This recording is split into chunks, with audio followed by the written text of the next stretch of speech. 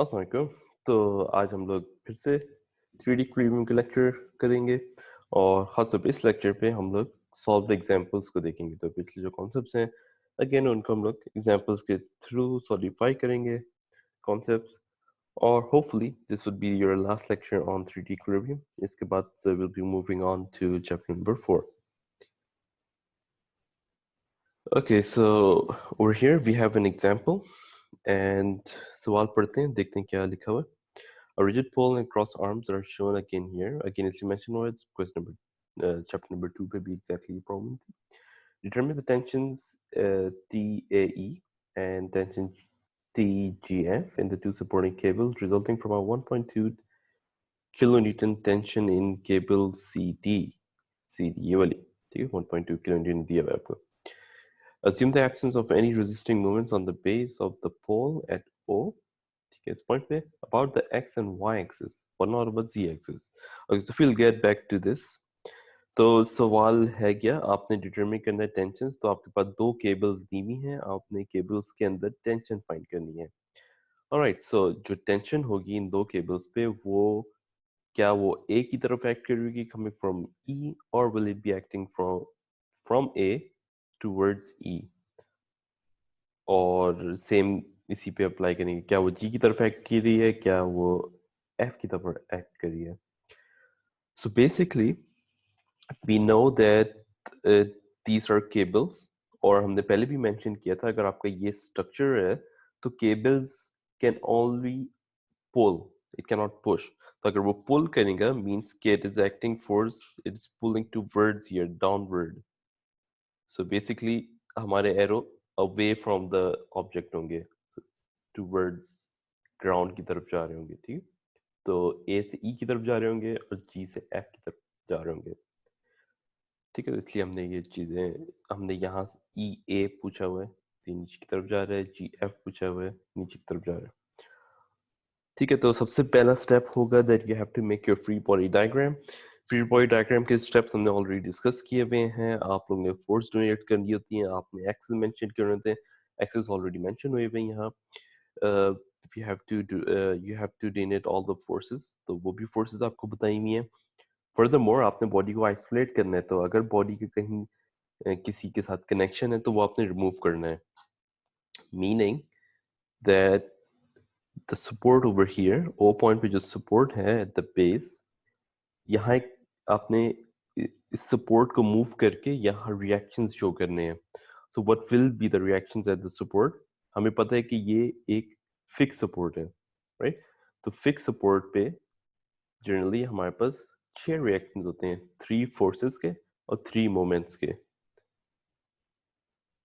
So we'll have 3 forces, Rx acting in X direction, Ry in Y direction, Rz in Z direction, followed by the moments Mx, which will be the moment around X axis, My, moment around Y axis, and Mz around Z axis. But you have to read your question carefully. जो ये वाला part था, अब हम लोग इसकी तरफ आते हैं।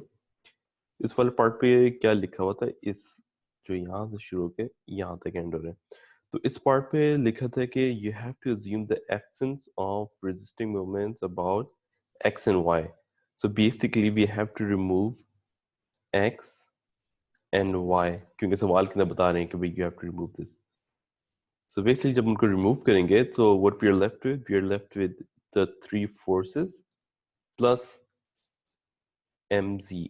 Okay, so these will be 4 unknowns at the base.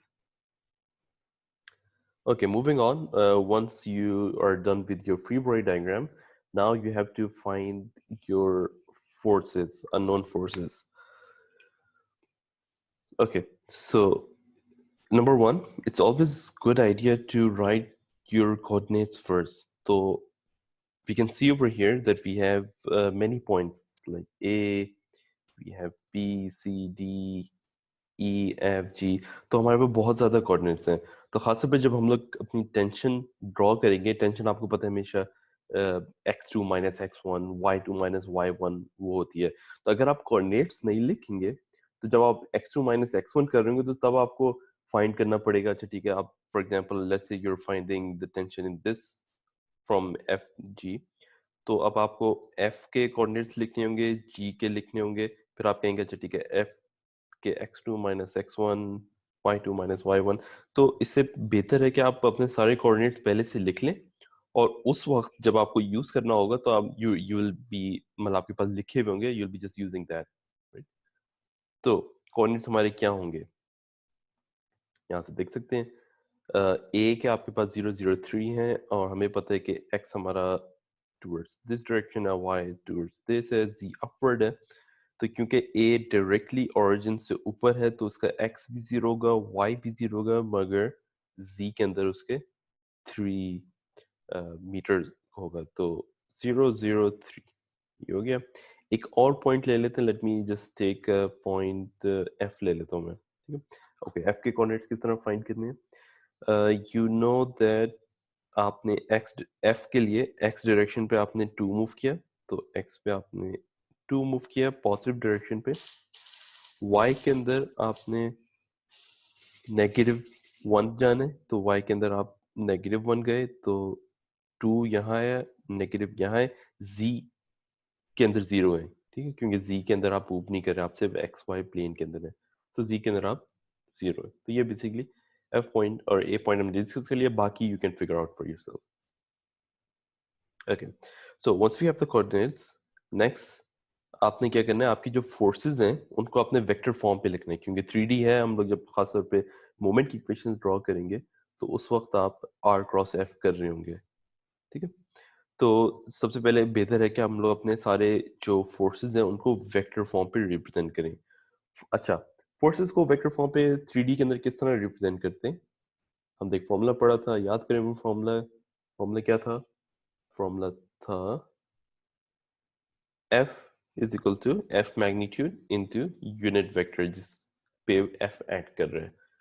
So for example, if you use this formula और पहले हम लोग a e पे लगा लेते हैं, तो let me just finish my erase all the inks. Alright, तो force that is acting on a e का magnitude हमें नहीं पता, so we don't know the magnitude. This is what we have to find, ठीक है। तो ये value वो है जो हमें find करनी है, and this would be the unit vector in AE direction. So unit vector in AE direction क्या होगा? Unit vector AE direction would be the vector AE divided by its magnitude. Okay, so how do we know what magnitude जो vector AE है वो क्या होगा? That would be simply E minus coordinates of A. So vector E, sorry, the coordinate E minus coordinate A. So we are going from A till E. So E is over here. So basically, this is our x2, y2, and z2. And this is our x1, y1, and z1. All right. So just look at this example. X2 minus x1. So minus 1.5 minus 0 would be minus 1.5 I, because this is in x direction. J would be 0 minus 0, that would be 0, so we don't have J over here. And Z would be 0 minus 3, so you're left with minus 3. So minus 3 आपका इधर आ गया. So this would be your vector AE, and magnitude would be just, you know, square of these both and under root. तो जब आप इसको simplify करेंगे, so this would be the vector you have, and this is your AE vector. So similarly, we will do the same procedure for vector for tension GF. So F would be x2 minus x2 y2 z2 x1 y1 z1. Similarly, उसी तरह process करेंगे, आपके पास जो vector होगा वो ये वाला vector आ गया। उसके बाद हम लोग CD की तरफ आएंगे, तो CD का भी वेक्टर ये आ गया। CD के अंदर जो मैग्नीट्यूड होगा वो उसकी 1.2 किलो न्यूटन है। तो 1.2 किलो न्यूटन यहाँ जो लिखा हुआ है, this is the magnitude, right. तो मैग्नीट्यूड यहाँ दिया हुआ है, मगर आपको वेक्टर नहीं दिया हुआ, तो वेक्टर आप यहाँ निकाल लेंगे। Vector would be CD vector divided by its magnitude, unit vector, sorry. तो unit vector would be CD vector divided by its magnitude, और इसको 1.2 के साथ मल्टीप्लाई करेंगे तो अब आपके पास ये वाला वेक्टर आ गया। ठीक है, तो अब आपने क्या किया, आपने तीनों फोर्सेस को उनके वेक्टर में हमने रिप्रेजेंट कर दिया। अब हम लोग मोमेंट की इक्वेशन अप्लाई कर सकते हैं। ठीक है, इक्विलिब्रियम फाइंड करने के लिए हम लोग इक्वेशंस अप्लाई कर सकते हैं। अच्छा, अब इक्वेशंस अप्लाई करने के लिए आप कौन सी इक्वेशन अप्लाई करेंगे? आपके पास हमने जैसे पढ़ा था इक्विलिब्रियम की 6 इक्वेशंस होती हैं। अब 6 इक्वेशंस के अंदर आप कौन सी एग्जैक्टली इक्वेशन अप्लाई करेंगे? 6 इक्वेशंस क्या थी? एक्स वाई जी के अंदर फोर्सेस, एक्स वाई जी के अंदर मोमेंट्स। ठीक, इन सबको जीरो होना चाहिए फॉर इक्विलिब्रियम। तो basically what we can do, अब देखें इस पे क्या क्या चीजें नहीं फाइंड करनी। हमें रिएक्शन फोर्स की जरूरत नहीं है। ये जो R X, R Y, R G और एम जी है, इनकी जरूरत नहीं है। We don't need to find this. हम एक चीज कर सकते हैं कि अगर हम लोग ओ पॉइंट पे, ये जो येलो पॉइंट है, येलो डॉट पे अगर हम लोग मोमेंट ले लें, सो वी से कि if this body is in equilibrium, the moment at this O point should be zero. तो अगर हम लोग ये कह देते हैं, तो अब आपकी जो इक्वेशन बनेगी उसके अंदर, क्योंकि आपने इस पॉइंट पे मोमेंट लिए आर एक्स, आर वाई और आर जी के, तो मोमेंट ऑलरेडी जीरो हो जाएंगे। क्यों जीरो होंगे? क्योंकि इस पॉइंट पे आपने मोमेंट लिए और ये लोग सारे ही इस पॉइंट के थ्रू पास कर रहे हैं, तो इनका कोई मोमेंट नहीं होगा। हाउएवर एम जी का मोमेंट ऑलरेडी होगा, क्योंकि मोमेंट पॉइंट पे जीरो नहीं होता। बेसिकली एम जी क्या है? एम जी बेसिकली एक रिएक्शन मोमेंट है जो कि इस पूरे स्ट्रक्चर को इक्विलिब्रियम के अंदर सेट कर रहा है। तो बेसिकली जो इसका मोमेंट ओ पॉइंट पे होगा, ए ए ई टी का जो मोमेंट इस पॉइंट पे होगा एंड टी जी एफ का जो मोमेंट इस पॉइंट पे होगा, ये सारे काउंटर हो रहे होंगे एम जी से। ठीक है, तो M G would be equal to the moment, इसका मोमेंट, इसका मोमेंट और इसका मोमेंट एट दिस पॉइंट। ठीक है, तो एम जी की कोई वैल्यू होगी। However we don't need this value. ठीक है, तो हम लोग, क्योंकि इस पॉइंट पे हमने इक्वेशन, हम चाह रहे हैं कि इस पॉइंट पे हम लोग इक्वेशन ले, इसकी पॉइंट ये था कि एम जी की कोई वैल्यू होगी। ठीक है, वो जीरो नहीं होगा। हाउएवर जो आपकी फोर्सेज है वो सारी जीरो हो जाएगी। ठीक है, this is the only point that I wanted to get across. Alright, तो अच्छा, अब हम लोग मोमेंट कैलकुलेट करते हैं ओ पॉइंट पे। ठीक है, तो बारी बारी देखते हैं। Let's use this force. अब ये जो टी वाली फोर्स है, इसका मोमेंट ओ पॉइंट पे क्या होगा? हमें पता है moment is R cross F. तो आर क्या होगा? R would be any point from O till the line of action. ठीक है, अब लाइन ऑफ एक्शन हमारी ये सी से लेके डी तक है, तो आर आपका ओ से लेके सी तक हो सकता है। ठीक है, आर ओ से लेके सी तक हो सकता है, उसको क्रॉस मल्टीप्लाई कर देंगे टी के साथ, टी वेक्टर के साथ जो हमने अभी फाइंड किया था। ये बेसिकली आपका टी सी डी है, तो आपका मूवमेंट आ जाएगा इसका। सिमिलरली हम एक और चीज कर सकते हैं। हम कह सकते हैं क्योंकि लाइन ऑफ एक्शन डी तक है, ओ से लेके अगर हम मैं आर यहाँ ड्रॉ कर दूं, तो बेसिकली मेरा जो आर ओ डी होगा, अगर आर ओ डी को मैं टी के साथ क्रॉस कर दूं तो वो भी आंसर मेरा सेम आएगा। तो बेसिकली मेरे पास आर के लिए, पोजीशन वेक्टर के लिए दो चॉइसेस हैं, ओ टिल सी और ओ टिल डी। ठीक है, either one of these I can use. ठीक है, ROC I can use or ROD I can use. Obviously, the easier one over here would be the one that is easy to write. ROD is only acting in y direction. So अगर आप इसका vector लिखें, आप ROD लिखें, तो this would be just 3J, right? मगर अगर आप ROC लिखें तो this is moving in Z direction as well as in X direction. ठीक है, मगर मैंने ROC यूज की है just so you can look at, जब ROC यूज करेंगे, जब आपके पास मुश्किल वाली चीज होगी तो उसको किस तरह सॉल्व करें। ठीक है, ऑफ कोर्स आसान वाली को आप वेरीफाई कर सकते हैं अपने ओन टाइम पे। ठीक है, तो इसको रेस कर लेते हैं। ऑलराइट, तो हमारी हम लोग इक्वेशन यूज कर रहे हैं, moment at O point should be equal to zero अगर स्ट्रक्चर इक्विलिब्रियम के अंदर है। तो अब क्या क्या मूवमेंट यहाँ लग रही है, एक तो मैं जैसे मैंने आप लोगों को बताया R O C into R, ये सी डी है, ठीक है, मेंशन नहीं हुआ तो मैं यहाँ से ड्रॉ कर रहा हूँ।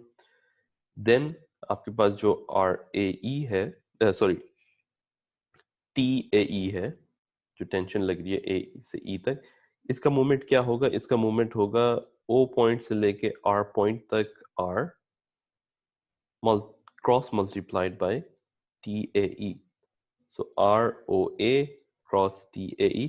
सिमिलरली आप यूं भी कर सकते हैं कि आप ओ से लेके ई तक आर ओ ई ले लें, ठीक है, चीज एक ही है। इस केस पे आपके पास -1.5 आई आएगा, आप ओ से ए लेंगे तो आपके पास कितना आएगा, 3 किधर है ये, 3K आएगा, ठीक है, क्योंकि आप यहाँ से लेके यहाँ तक 3 मीटर्स इन के डायरेक्शन कर रहे हैं, ठीक है, तो वो ये आ गया।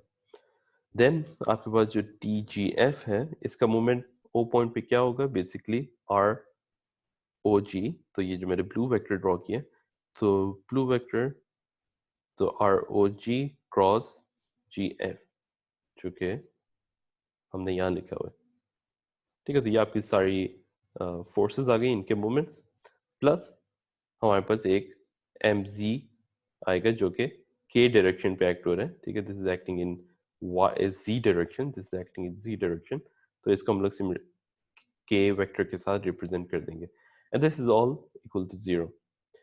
जो आपकी इक्वेशंस होगी, आर ओ सी की इक्वेशन ये है, cross multiplied by T C D जो हमने फाइंड किया था, उसके बाद आर ओ ए ये है, इसको हम लोग क्रॉस मल्टीप्लाई करें टी ए ई के साथ, तो टी ए ई की जो इक्वेशन थी उसके अंदर अननोन हमारे पास, ये चीज़ हम फाइंड कर रहे हैं, ठीक है, this is what we have to find and this is what we have to find, ठीक है, तो this cross multiply by this plus ROG, this is your ROG cross multiplied by this, or plus MZX, MZK is equal to 0, ठीक है, okay, so now what we can do is कि हम जब इसको solve करेंगे, जब हम इन सारी इक्वेशंस को क्रॉस मल्टीप्लाई कर देंगे, फिर हमारे पास जो जो फाइनल इक्वेशन बनेगी उसके अंदर आई वेक्टर का होगा, उस पे जे वेक्टर्स होंगे, उस पे के वेक्टर्स होंगे, ठीक है, तो what we can do is we can say कि जो सारे आई वेक्टर्स हैं they have to be zero, अगर ये इक्वेशन जीरो होनी चाहिए तो सारे आई वेक्टर जीरो होने चाहिए, सारे जे जीरो होने चाहिए, सारे के जीरो होने चाहिए, तो अब हम ये कह देंगे, अच्छा ठीक है, जो आपकी लेफ्ट हैंड साइड पे, सॉरी राइट हैंड साइड पे should equal your left hand side, तो राइट हैंड पे जीरो है, और लेफ्ट हैंड के अंदर जो भी आपकी आई की इक्वेशन बन रही है, दिस इज, इसके साथ आई था, इसके साथ आई था, ये सारे जीरो होने चाहिए, तो आई वेक्टर्स को हमने इक्वेट कर दिया, तो हमारे पास यहाँ से जी एफ फाइंड कर सकते हैं हम लोग। उसके बाद जे, सिमिलरली हमने जे कंपोनेंट्स, सारे जे कंपोनेंट्स को इक्वेट कर दिया इक्वल टू जीरो, और हमने सारे के वेक्टर्स को इक्वल टू जीरो कर दिया। अब हम लोग साइमल्टेनियसली सॉल्व करेंगे, तीनों इक्वेशन को साइमल्टेनियसली सॉल्व करेंगे, तो आपके पास इसका आंसर आ जाएगा, इसका आंसर आ जाएगा, इसका आंसर आ जाएगा, दो दिस इज नॉट नीडेड, ठीक है, तो बेसिकली इस तरह this is how you solve your problem. Okay, so let's move on to another example. तो इस एग्जांपल पे आपके पास एक साइन बोर्ड है, so this is a 5 by 8 feet sign board of uniform density weighing 270 pounds and is supported by a ball and socket joint at A and by two cables from B to D and E to C. Determine the tension in each cable and the reaction at A. ठीक है, तो again आपके पास cables हैं, आपके पास एक base है, और आपने फाइंड करने हैं अपने रिएक्शंस। तो सबसे पहले आपने क्या करना है, सबसे पहला आपने फ्री बॉडी डायग्राम बनाना है। फ्री बॉडी डायग्राम किस तरह बनाएंगे, आप सारी फोर्सेस को डोनेट करेंगे। तो बेसिकली आपके पास ये एक बॉडी है, तो आपने इस बॉडी को 3 डायमेंशन के अंदर ड्रॉ करना है। उसके बाद फिर आपने अपने एक्सेस भी, क्योंकि एक्सेस आपको ऑलरेडी शो हैं, आपने यही एक्सेस को यूज़ करने हैं, और आपने अपनी फोर्सेस ड्रॉ करनी है। तो बेसिकली आपकी एक फोर्स होगी जो कि यहाँ बी से डी की तरफ जा रही होगी, एक फोर्स होगी जो आपकी ई से सी की तरफ जा रही होगी। क्योंकि आपको वेट भी मेंशन दिया हुआ है, इसके ये जो बॉडी है इसका अपना वेट है, तो आपने वेट भी ड्रॉ करना है। तो वेट किधर एक्ट कर रहा होगा? वेट एग्जैक्टली सेंटर पे एक्ट हो रहा होगा, टुवर्ड्स डाउनवर्ड, ठीक है, दिस। तो वेट आपका डाउनवर्ड एक्ट हो रहा होगा और उसकी वैल्यू 270 होगी, ठीक है। तो ये वेट बताया हुआ है, ठीक है। इसको अपने किलोग्राम्स जो होता है W is equal to mg के तौर पे नहीं करना, this is already the weight, ठीक है, इट्स ऑलरेडी W। ओके, उसके अलावा आपने क्या करना है, you have to find the reactions at point A. Let me इसको बस ड्रॉ कर लेते हैं, यो, ठीक है। उसके बाद आपने ए पे अपनी फोर्स, रिएक्शन फोर्स ड्रॉ करनी है। अब ए आपको बताया हुआ है, A is a ball and socket joint, and we know at ball and socket joint आपकी कोई मोमेंट्स नहीं होती, आपके पास सिर्फ फोर्सेस होती हैं। So we will have 3 forces in each of the axes, so one in x, y and z. तो basically this is your free body diagram. हमारे पास भी ये दो टेंशन आ गई, हमारे पास वेट आ गया, और हमारे पास ए पॉइंट पे 3 रिएक्शन फोर्सेस आ गई। Okay, now that you have drawn your free body diagram, what is the next step? अब पिछले देखें, जैसे हमने पहले पिछले एग्जांपल्स पे किया था, एक दफा फ्री बॉडी डायग्राम ड्रॉ कर लेते हैं, उसके बाद हम क्या करते हैं, उसके बाद जो नेक्स्ट स्टेप होता है, आपने पहले तो देखना था कितने अननोन्स हैं आपके पास। तो एक ये अननोन है, एक ये अननोन है, 3 4 5 अननोन है आपके पास, ठीक है। तो 3 रिएक्शन फोर्सेस हैं और 2 ये वाले। तो अब आपने सो एक दफा जब आपके पास ये सवाल आ गया, तो all that you have to do, statics के अंदर सबसे इंपॉर्टेंट चीज ये होती है कि अब आपने गैस करना होता है, और you have to really think about it, कि मैं कौन सी इक्वेशन यूज करूं, कहाँ मैं ऐसी इक्वेशन यूज करूं जिसपे मैं बहुत आसानी से सॉल्व कर लूं। मतलब ये कि अब लेट्स से आप कहते हैं कि यार देखो, इक्विलिब्रियम इक्वेशंस के अंदर एक इक्विलिब्रियम इक्वेशन होती है summation F Y is equal to 0। ये सारी वाई डायरेक्शन के अंदर, वाई आपका अपवर्ड है, ठीक है, वाई आपका अपवर्ड है, सारी अपवर्ड 0 होनी चाहिए। अब अगर आप ये इक्वेशन यूज करते हैं ना, इस पर प्रॉब्लम ये आती है, मैं इनको इरेज कर देता हूँ। The problem with this equation is that how many forces do you have in y? AY, TCE, TEC will have a component in y direction because it's going upwards as well as sideways. Even TBD will have a component that is acting upwards. So the, when you're drawing your, when you're writing your Fy equation, so basically all the forces then in that are in y direction आपने यहाँ लिखनी होगी। तो आपके पास ये होगी, plus you will have a y component of TCE, plus you will have a y component of TBD. Okay, this is D, बहुत ही गंदा D ड्रॉ किया हमने। TBD in y direction is equal to 0। Problem ये होती है कि आपको ये नहीं पता, आपको ये नहीं पता और ये नहीं पता, 3 अननोन्स आ गए। तो एक इक्वेशन के अंदर 3 अननोन आ गए, तो फायदा नहीं है इसका। तो आपने इस तरह की इक्वेशन ड्रॉ करनी है सच दैट के मैक्सिमम नंबर ऑफ अननोन उसके 0 हो जाए।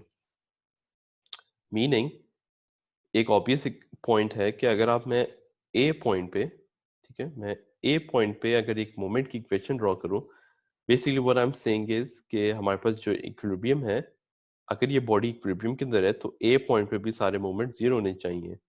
सो basically our moment at A point should be equal to 0। ठीक है। तो जब ये 0 होगा मोमेंट, जब आप यहाँ मोमेंट कैलकुलेट कर रहे होंगे, तब आपके पास ये जो सारी रिएक्शन फोर्सेस हैं ए पॉइंट पे, ये ऑटोमेटिकली 0 हो जाएंगी क्योंकि इनका कोई मूवमेंट ए पॉइंट पे नहीं होगा। हाउएवर हमारे पास जो इक्वेशन आएगी वो, इसका एक मूवमेंट आ रहा होगा इस पॉइंट पे, इसका एक मूवमेंट आ रहा होगा और इसका मूवमेंट आ रहा होगा। तो हम देख सकते हैं कि एक इक्वेशन पे सिर्फ 2 अननोन्स आए हैं। तो इस तरह करके ना आपने देखना है कि आपने कहाँ इक्वेशन लेनी होगी, कौन सी इक्वेशन लेनी होगी। अब इस एग्जांपल के अंदर तो हम लोग फोर्सेस वाली इक्वेशन यूज नहीं कर सकते। ऐसी भी एग्जांपल्स हो सकती हैं, ऐसे भी सवाल हो सकते हैं जिसमें फोर्सेस की इक्वेशन से आप इजीली फाइंड कर सकते हैं। ठीक है, so this is every case, it's case by case scenario. ठीक है, आपने हर प्रॉब्लम को अलग यूनिक एंगल से देखना है और फिर देखने की कौन कौन सी इक्वेशंस भी यूज हो रही हैं। ओके, सो मूविंग ऑन, एक दफा जब हमारे पास फ्री बॉडी डायग्राम आ जाती है, हम लोग फिर उसके बाद क्या करते हैं, हम लोग अपनी जो फोर्सेस होती हैं उनको वेक्टर फॉर्म पे लिखते हैं। तो आपके पास जो बी डी वाली फोर्स है और सी ई वाली फोर्स है, उनको हमने वेक्टर फॉर्म पे लिखना है। तो वेक्टर फॉर्म पे किस तरह लिखेंगे, बेसिकली हम लोग वही अपनी इक्वेशन यूज करेंगे, F is equal to F into unit vector. तो यूनिट वेक्टर आपने बी से डी का फाइंड करना है। तो बेसिकली इस प्रॉब्लम के अंदर चीज़ें सॉल्व हुई भी, हम लोग क्विकली बस गो थ्रू करेंगे क्योंकि अब by now we have solved at least 3 examples, so we know मतलब कि किस तरह करना है। तो basically I am just quickly going through. तो बी से डी के लिए हमने क्या करना होता है, हमने बेसिकली एक मेथड तो ये है कि आप you know X two minus X two Y two, और ये आपका जी टू है और ये आपका X one Y one G one होगा। So you know X two minus X one, तो इसका एक्स टू क्या होगा, डी पॉइंट का एक्स टू क्या होगा। तो जैसे मैंने आपको पिछली एग्जांपल के अंदर करवाया था, a good method, a good exercise is to write all your coordinates down. ठीक है, तो आप अपना ए कोऑर्डिनेट लिखें, अपना बी कोऑर्डिनेट लिखें, अपना सी और डी लिख लें, तो फिर बहुत आसान हो जाएगा। तो उस केस पे जब अपना यूनिट वेक्टर बी से डी तक फाइंड कर रहे होंगे, तो किस तरह करेंगे, आप डी कोऑर्डिनेट्स को माइनस बी से कर देंगे। तो अगर आपने डी लिखे हुए हैं तो आसानी हो जाती है। ठीक है, तो डी वेक्टर आपका के डी कोऑर्डिनेट क्या होंगे, बेसिकली आप एक्स डायरेक्शन पे आपके पास 0 होगा, तो एक्स पे आप 0 होंगे, वाई के अंदर आपके पास 4 होगा, सो दिस इज 4, सॉरी ये पॉइंट कभी कभी आ जाते हैं, और z के अंदर क्योंकि z आपका पॉजिटिव इस डायरेक्शन पे है और आप उल्टी डायरेक्शन पे जा रहे हैं तो -8 होगा। ठीक है, ओके दिस इज, इसको मैं फिर से कर लेता हूँ।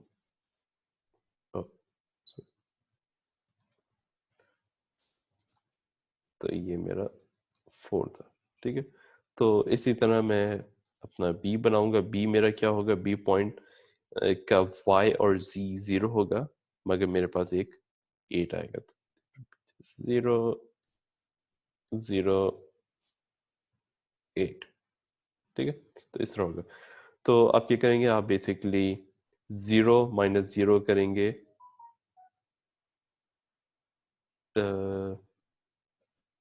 सॉरी सॉरी सॉरी, ये तो उल्टा हो गया, मैं ऐसे ही कह रहा था, मैं कोई गलती कर रहा हूँ यहाँ। हाँ, तो बेसिकली हमारे पास जो b है उसका x कंपोनेंट 8 था ना, तो x तो यहाँ होता है हमारा पहले, फिर हमारे पास y आएगा जो कि 0 है और z जो कि 0। ठीक है, तो अब क्या हो रहा है, अब x2 माइनस x1, तो 0 minus 8 would be -8, 4 minus 0 would be 4, -8 minus 0 would be -8। तो इसी तरह हम लोग EC के लिए करेंगे, जो मेरा E पॉइंट से C पॉइंट तक होगा, हम फिर उसको उसकी मैग्नीट्यूड फाइंड करेंगे। ठीक है, तो मैग्नीट्यूड आपको पता है किस तरह फाइंड करते हैं, तो मैग्नीट्यूड भी आपने दोनों की फाइंड कर ली। फिर अब हम लोग सिंपली ये करेंगे कि PD जो वेक्टर है उसकी मैग्नीट्यूड, जो कि अभी आपको पता नहीं, आपने फाइंड करनी है, multiplied by उसका यूनिट वेक्टर, तो unit vector would be the vector divided by its magnitude. ठीक है, तो इस तरह करके आपने दोनों जो फोर्सेस थी उनकी आपने इक्वेशंस लिख ली वेक्टर फॉर्म पे, आई जे के कंपोनेंट्स पे। ठीक है, अब हम अपनी इक्वेशंस अप्लाई कर सकते हैं। अब हम लोग अपनी इक्वेशंस अप्लाई कर सकते हैं। तो पहली इक्वेशन हमारे पास ये आ रही है कि पहली इक्वेशन के अंदर हम कह रहे हैं कि अच्छा ठीक है, जो सारी फोर्सेस है ना उनको जीरो होने चाहिए। इक्विलिब्रियम के लिए सारी इक्वेशंस को, सारी फोर्सेस को जीरो होना चाहिए। तो क्या होगा, हमारे पास कौन कौन सी फोर्सेस हैं? हमारे पास ए के अंदर 3 फोर्सेस थी और हमारे पास एक बी डी थी और बी और ई सी थी और एक वेट की फोर्स थी जो कि डाउनवर्ड ऐड कर रही है, तो इसलिए वो माइनस के साथ हम लोग लिख रहे हैं जे डायरेक्शन पे। तो ये सारी जीरो होनी चाहिए। तो बेसिकली हम लोग क्या करेंगे, हम लोग बी डी की जो अभी हमने पिछली स्लाइड के अंदर जो इक्वेशन बनाई है वो अप्लाई करेंगे, ई सी की इक्वेशन को यहाँ अप्लाई करेंगे और फिर क्या कर देंगे, फिर सारे कोऑर्डिनेट्स को अलग अलग कर देंगे। मतलब कि जो इसका आई कंपोनेंट है, इसका आई कंपोनेंट और इसका आई कंपोनेंट का हम लोग एक साथ लिख लेंगे, जे कंपोनेंट सारे एक साथ लिख लेंगे, के कंपोनेंट हमारे सारे एक साथ लिख लेंगे। ठीक है, ये तो हमारी पहली इक्वेशन आ गई। अगली इक्वेशन पे आते हैं। ठीक है, अगली इक्वेशन हमने क्या है कि हमारे पास जो ए पॉइंट है, ए पॉइंट के अंदर सारे मोमेंट्स जीरो होने चाहिए।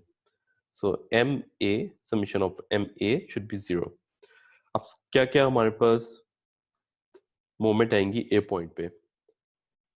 सो नंबर 1 हमारे पास जो, अब हम लोग बी डी से स्टार्ट करते हैं। सो फ्रॉम ए आपके पास आर क्रॉस एफ होते हैं ना मोमेंट के लिए, तो R would can be A till B, that is 8i. So 8i cross multiplied by BD vector plus A till E तक आपके पास 6 है, तो 6i cross multiplied by TEC plus जो अब आपके पास W वेक्टर है कि यहाँ से लेके यहाँ तक आपके पास सिर्फ 4 था, तो 4i cross multiplied bye minus 270j। ठीक है, आप क्रॉस मल्टीप्लाई करें और क्या कहते हैं, सारे आई कंपोनेंट्स को साथ कर लें, सारे जे कंपोनेंट्स को साथ कर लें, सारे के कंपोनेंट्स को साथ कर लें, तो जो आपकी इक्वेशन बनेगी उसके अंदर आई कंपोनेंट सारे डिसअपीयर हो जाएंगे और आपके पास you'll be left with k vectors and j vectors। ठीक है, तो आपके पास ये दो इक्वेशन आ रही है। ये नंबर 1 इक्वेशन थी जो हमने पहले फाइंड की थी फोर्सेस से, ये दूसरी इक्वेशन जो आपने दूसरे से सॉल्व की। So how do we solve this? हम यू करेंगे कि हम कहेंगे कि अगर सबसे पहले इक्वेशन नंबर 2 को ले लें। ठीक है, इक्वेशन नंबर 2 पे हम कहेंगे कि क्योंकि ये सारी इक्वल टू 0 है, तो हम कहेंगे कि जो जे वेक्टर है, इस इक्वेशन को ट्रू होने के लिए आपका जे वेक्टर शुड बी 0। तो आप कहेंगे कि मेरी जो 5.33 TB माइनस ये जो पूरी चीज़ है, this should be equal to 0।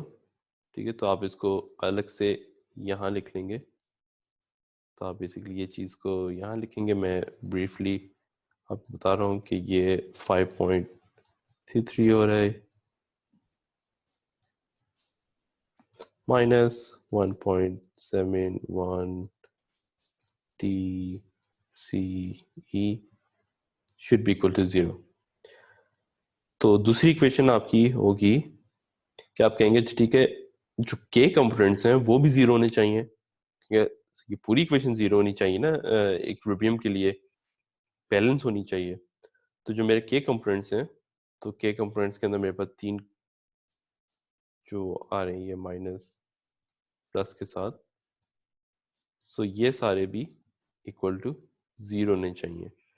तो अब आपके पास जो दो अननोन्स आ रहे हैं, अननोन आपके पास बी डी है, टी सी है, ठीक है। तो दो इक्वेशन हो गए, दो अननोन्स हो गए। तो यहां से आप अपनी टी बी और टी सी ई सी की वैल्यू फाइंड कर सकते हैं। तो ठीक है। So setting the coefficients of j and k equal to 0, we obtain the two scalar equations that can be solved for t bd and t ec. तो इसके लिए हम लोग यहाँ से सॉल्व कर देंगे। तो सिमिलरली हम अब क्या करेंगे, हम लोग एक इक्वेशन नंबर 1 को लेंगे और उस पे आई जे के कंपोनेंट्स को अलग अलग से 0 कर देंगे, और फिर हमारे पास तीन इक्वेशंस आ जाएंगी जिनके थ्रू हम लोग ए एक्स ए वाई और ए जी फाइंड कर सकते हैं। ठीक है। तो यही आज का लेक्चर यहाँ कंप्लीट होता है। और equilibrium basically, late me just remove this, right. तो यहाँ से हमारी जो इक्विलिब्रियम वाला चैप्टर वो कंप्लीट हो जाता है। और अब हम लोग क्या करेंगे कि एक तो मैं आप लोगों को असाइनमेंट दे दूंगा, सवाल मार्क करके दे दूंगा, वो आप लोग ने करनी होगी। इसके अलावा क्विज हमने एक ऑलरेडी ले लिया था, we might take another quiz और we might move on, so that will be, I will think about it.